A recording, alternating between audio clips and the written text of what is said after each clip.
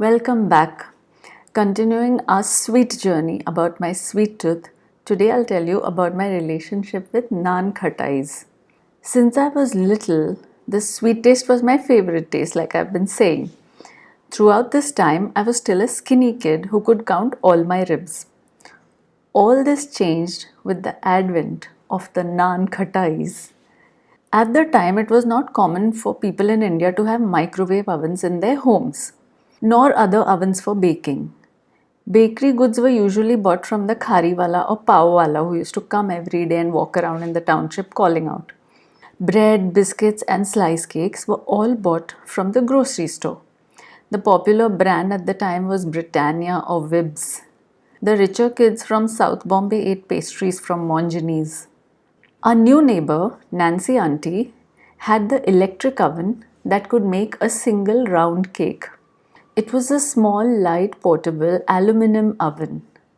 She taught us how to bake a basic cake in it, and we baked very often, relishing the taste. But the oven was too small for large-scale baking. Large-scale baking happened at some bakeries nearby. These bakeries made and sold popular baked goods such as khari, rusk, pav, and the like. My mom had learned that these bakeries would let you bring your dough over and bake your own baked goods in large batches, huge quantities that would be inconvenient to bake at home. They allowed you to use their many baking trays and place these trays in the ovens for you. My mom and a few neighbors decided to bake Nan Khatais in large batches.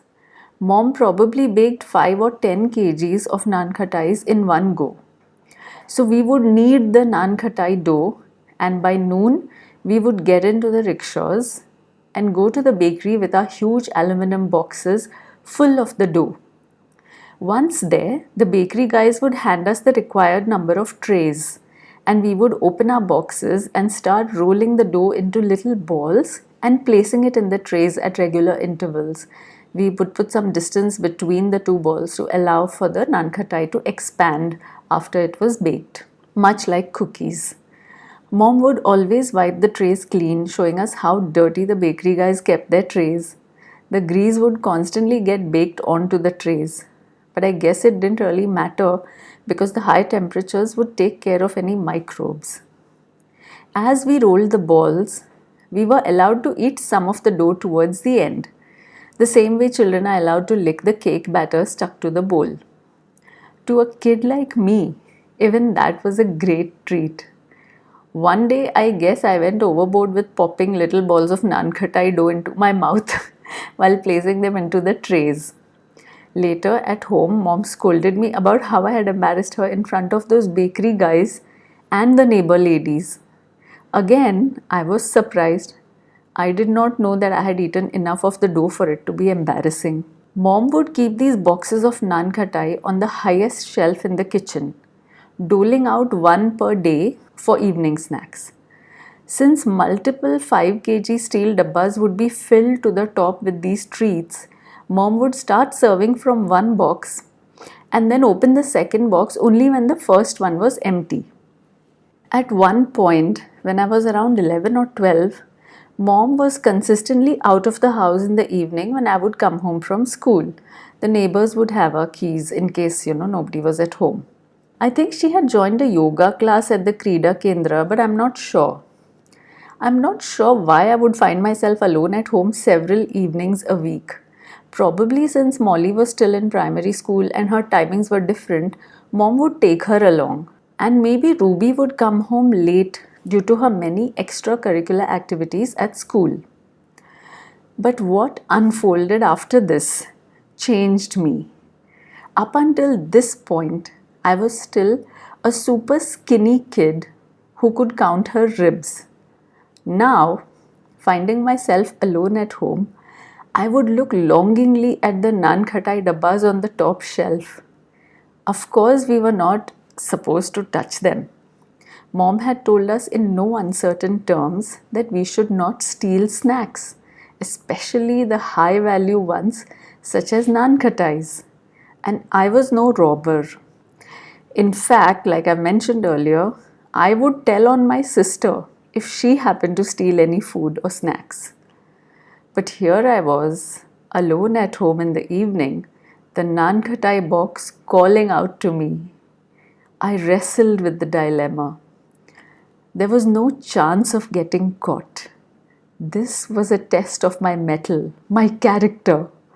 I stared at the box for a long time. Then I pulled up the stool to the shelf, carefully took out the Nan Khatai dabba and got one Nan Khatai out of the box. Placing the dabba back in its place, I got off the stool and relished my loot. I had now shown myself that I was no saint. I was a thief. I stole. It was now official. Once the floodgates opened, there was no stopping me. And so I went down the rabbit hole.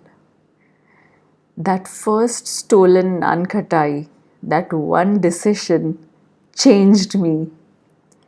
Having finished that Nan Khatai, I looked up at the dabba again. What was stopping me from reaching out for another one? No one would notice two Nan Khatais less. So I pulled up the stool again, climbed up again, and pulled out another Nan Khatai. Then repeat. Mom would not notice 3 or even 4 missing Nan Khatais, right? And so it started. My journey into stealing Nan Khatais. Over the months, I lost count of how many Nan Khatais I had stolen. When it became obvious that Mom would notice the changing level on the current dabba, which she was using to give us snacks every day, I switched my strategy. I started pulling out the full dabba, the other ones that were to be used later, and stealing Nan Khatais off that second one. That way, Mom wouldn't notice anything.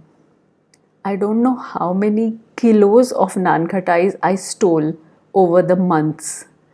I started small, but as the days passed, I got bolder and bolder.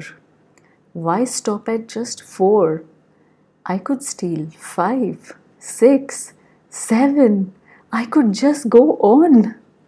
These Nan Khatais transformed my appearance.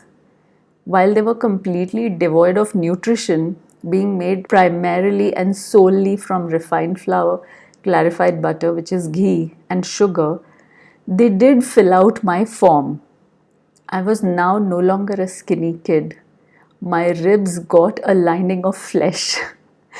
Worse, I now sported a paunch. I got a round belly. To my horror, my thighs and buttocks became rounded and jiggly. The horror was at the jiggly part, not the round part. I didn't want to jiggle. That was humiliating. But how long can you hide your crime? One day, Mom served us the last Nan Khatai from the current dabba and pulled out the next one. She was shocked and horrified to see that this dabba was already half empty. This meant that about 2.5 kg of Nan Khatais were missing from this dabba, and then there were others which she had not yet discovered, which were half empty. So then she pulled out another one, and half of these were missing too. Oops! Mom started questioning all 3 of us.